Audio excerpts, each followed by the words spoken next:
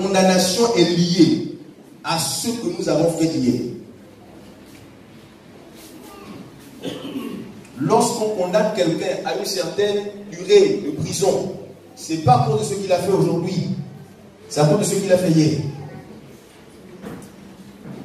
La condamnation a pour but de nous rappeler ce que nous avons fait hier. La condamnation a la capacité de nous emmener à vivre le passé dans notre présent. Pendant que tu es dans le présent, ce que tu vis, c'est donc, en fait, ce sont les conséquences de ton passé. Celui qui est en prison, présentement il est en prison.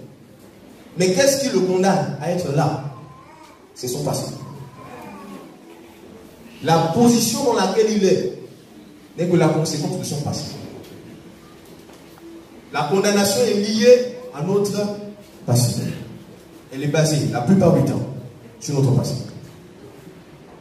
Et je me suis rendu compte avec le temps qu'il y a des personnes que nous condamnons sans pourtant aller au tribunal.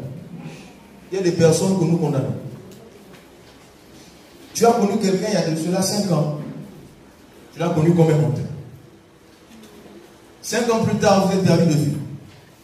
Mais à chaque fois que tu vas le revoir, la chose qui viendra dans ta pensée, c'est que c'est un menteur. Ça fait 5 ans que tu ne l'as pas vu. 5 ans sont déjà passés. Vous êtes désormais dans le présent. Mais toi, ce à quoi tu penses, c'est ce qu'il a fait hier. Ce qui fait que pour toi, tu es en train de le condamner à rester dans le passé, alors que peut-être il a évolué, il n'est plus ce qu'il était hier. C'est une certaine condamnation que tu mets sur ton prochain. L'autre côté, c'est que lorsque tu condamnes quelqu'un, tu te condamnes toi. Très souvent, la condamnation, là où on parle du retour à l'employeur, l'arroseur arrosé, c'est souvent dans le cadre où la personne que tu condamnes t'a blessé hier. Quand quelqu'un t'a blessé, des années sont passées, tu peux avancer dans ta vie, mais à chaque fois que tu le verras, tu feras volte-face. Tu auras l'impression que 3 ans sont passés, mais tu es resté au même endroit. Parce qu'à chaque fois que tu le verras, la même douleur que tu as ressentie 3 ans dans le passé va ressurgir. J'ai compris que parfois on pense qu'on a avancé. Parfois on pense qu'on a progressé. Parfois on pense qu'on n'est plus la même personne. Mais je me suis rendu compte que très souvent, c'est ce que la condamnation nous fait croire. Vous savez, quelqu'un qui est enchaîné, les chaînes ne vont pas directement le relier au mur. Je regardais souvent le dessin animé des Dalton quand on était plus petit. Et les Dalton, quand on les voyait en prison, ils avaient toujours ce qu'on appelle le boulet.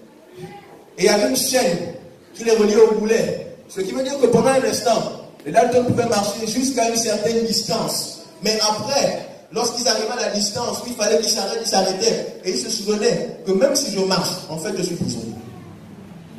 Et à certains, malgré qu'ils avancent, ils sont encore prisonniers de la colère. Parfois, la personne a même déjà oublié ce qu'elle t'a fait. La personne mange tranquille, elle dort en paix. Mais toi, quand tu la vois, c'est comme ce boulet-là qui te rappelle que partout tu iras, tu transporteras toujours cette colère-là. La condamnation, ce n'est pas seulement les gens qui sont à l'origine de cela. Parfois, c'est nous-mêmes. Ça te coûte quoi de pardonner? Ça t'enlève quoi? Au contraire, ça t'ajoute quelque chose parce que ça t'accorde la paix du cœur. Ça t'accorde la liberté. Le manque de pardon est une prison dans laquelle nous-mêmes nous décidons d'entrer. Et il n'y a que nous-mêmes qui pouvons décider d'en sortir. C'est quand tu décideras de sortir de là que tu seras libre. J'aimerais que nous puissions prier pendant des minutes. Nous puissions dire à Dieu, Seigneur, toi-même tu sais, il y a des personnes peut-être que tu n'as pas pardonné. Il y a peut-être des situations auxquelles à chaque fois que tu penses, tu sens que ton cœur se déchire. Tu sens que ta joie est volée, tu sens que ta paix est volée. Parfois le sommeil, tu n'arrives même plus à le trouver. Il y a des gens, à chaque fois qu'on prononce Père Sarle, ils sentent comment son cœur se déchire parce qu'ils pensent à ces 2 millions qui sont restés là-bas. Tu vas prier le Seigneur et tu vas dire, Père, donne-moi d'avancer. Donne-moi de sortir de là. Parce que tu ne m'as pas appelé à vivre dans la condamnation. Lève ta voix et prie le Seigneur. Quelle que soit la condamnation à laquelle toi-même tu t'es condamné, quelles que soient les chaînes que toi-même tu as pris, tu les as mis autour de tes poignets. Dis à Dieu, Père, je tiens à pardonner. La Bible nous dit que Jésus entre dans un village où on lui apporte un aveugle qu'on lui demande de toucher. Lorsque Jésus voit cet aveugle, Jésus fait une chose que je crois qu'il n'a jamais fait. Il prend cet aveugle et le fait sortir du village. Jésus prend cet aveugle et il le fait sortir du village. On a dit à Jésus, touche-le pour qu'il soit guéri. Mais Jésus ne commence pas à le toucher.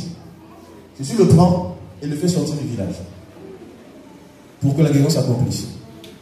Quand le Seigneur m'expliquait ça, il me disait, est-ce que tu peux aller dans une boîte de nuit pour aller prier pour quelqu'un, pour le délivrer d'un esprit de sirène?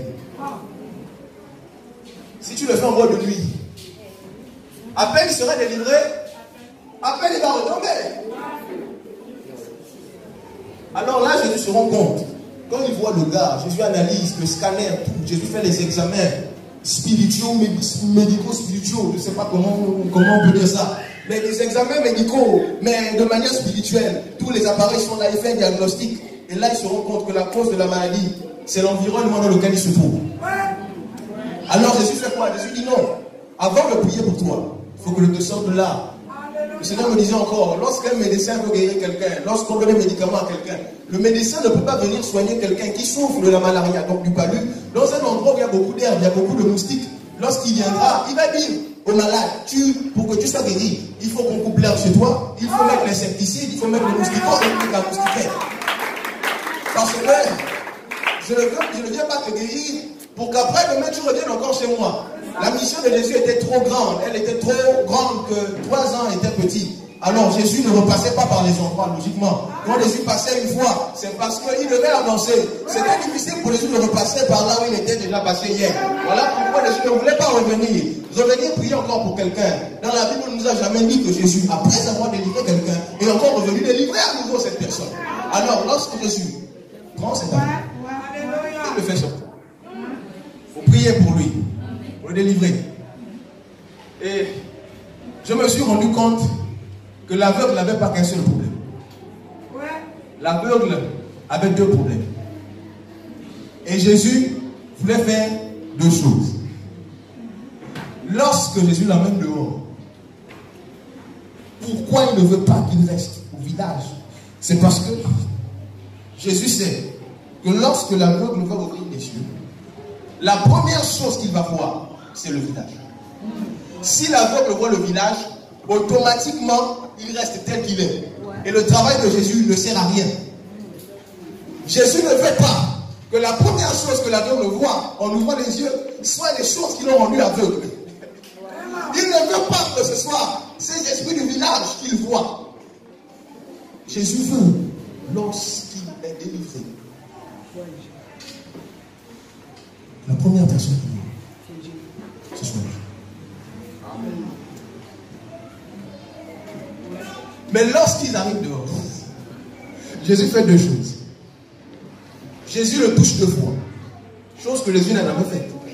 Même lorsque Jésus, le miracle qu'on considère le plus fou de Jésus, c'est avoir libéré Lazare de la mort. Logiquement, ça devait être plus difficile. Certains vont peut-être dire, on va dire que la guérison de cet aveugle de Bethsaïda, ça a été la guérison la plus difficile.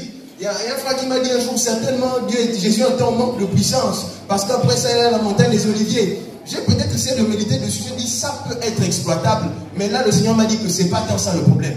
En fait, lorsque Jésus le touche la première fois, c'est là que cet aveugle est guéri. L'aveugle n'est pas guéri lorsque Jésus le touche la deuxième fois. Non. L'aveugle est guéri dès la première fois que Jésus pose ses mains sur lui. D'accord? Comprenez-moi bien. Parce que qu'est-ce que Jésus lui dit? Qu'est-ce que tu vois? Il lui dit, je vois des hommes, mais qui marchent comme des arbres. Là, l'aveugle est déjà guéri. Il n'est plus aveugle. Mais pourquoi est-ce qu'il voit les hommes marcher comme des arbres? Parce que lorsqu'il était encore dans le village à Bethsaïda, Bethsaïda avait affecté sa vue, avait affecté sa manière de voir les choses. Ce qui faisait que Dieu, après avoir guéri cet homme de l'aveuglement, il fallait que Jésus délivre cet homme de puissance de Bethsaïda qui affectait sa vie.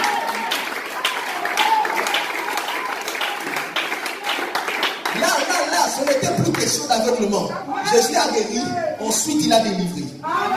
Jésus a renouvelé l'intelligence de cet homme.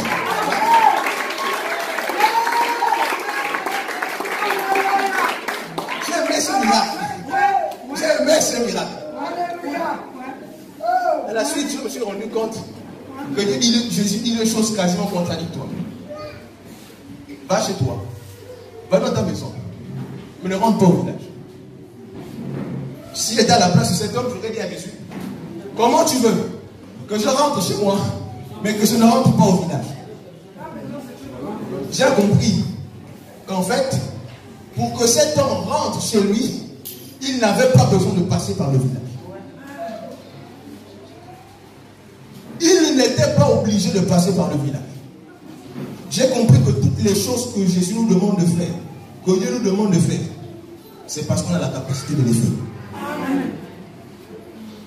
Ce que Jésus voulait dire, vous savez, c'était un langage codé. Jésus voulait dire à cet homme que lorsque tu vas te retourner, lorsque tu devras rentrer dans ta maison, ce que tu vas faire, c'est que tu passeras, tu marcheras dans le village, mais tu ne devras pas prêter attention à ce qui se fait autour de toi. Vous savez, lorsque nous marchons très vite, parfois il y a des personnes qui vont te dire, je t'ai aperçu la dernière fois que tu marchais, je t'ai appelé mais tu n'as pas entendu.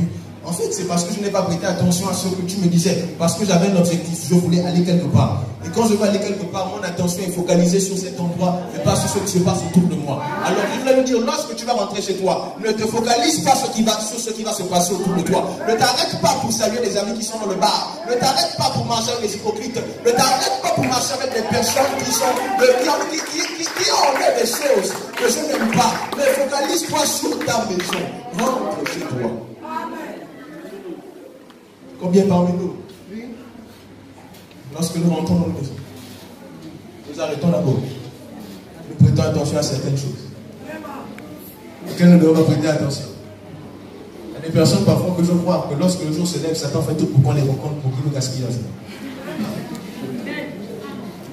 Il ne faut pas souvent prêter attention à eux. Il y a des gens, dès que tu le vois, tu sais que lui, il va te gaspiller la journée parce qu'il va commencer à te raconter des choses. Ah, j'ai appris que tu as fait ça. Est-ce que tu sais que machin? Est-ce que tu sais que est-ce que tu sais que alors que toi, tu partais pour toi au travail, te voici, maintenant tu t'arrêtes. Ah bon, oui. Et puis après, toi aussi, tu vas commencer à dire des choses. Oui, mais c'est vrai, sinon la dernière fois, j'ai appris que machin. Et là, la personne va commencer à prendre ce que tu as dit pour aller raconter. Et là, ton nom va se salir. Ton nom va se salir. Ainsi, les gens vont te donner une nouvelle identité. Ils vont dire que tu es un crédit. Ils vont dire que tu es un homme bizarre. Tu parles mal des gens. Tu es un hypocrite. Jésus, après avoir guéri cet homme, rentre chez toi. Mais n'entre pas au village. Parce que pour Jésus, entrer au village, ce n'était pas marcher dans le village. C'était entrer à nouveau dans les causeries du village. C'était entrer à nouveau dans les compromis du village. C'était entrer à nouveau dans tout ce qui se passait dans le village. Voici pourquoi Lot vivait à Sodome et Gomorrhe, mais n'était pas dans Sodome et Gomorrhe. Lot vivait à Sodome et Gomorrhe, mais il était juste. Parce qu'Abraham, lorsqu'il a prié, si Abraham était allé jusqu'à dire, Seigneur, s'il y a un juste, est-ce que tu vas détruire? Dieu n'aurait pas détruit.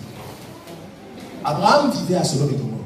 Lot vivait à Sodome et Gomorrhe. Mais il ne s'était pas conformé. Il n'était pas entré dans Sodome. Vous savez, la Bible dit que nous sommes dans le monde, mais nous ne sommes pas de ce monde. Ça veut dire que Dieu veut nous laisser dans le monde, mais il ne veut pas que nous puissions entrer dans le monde.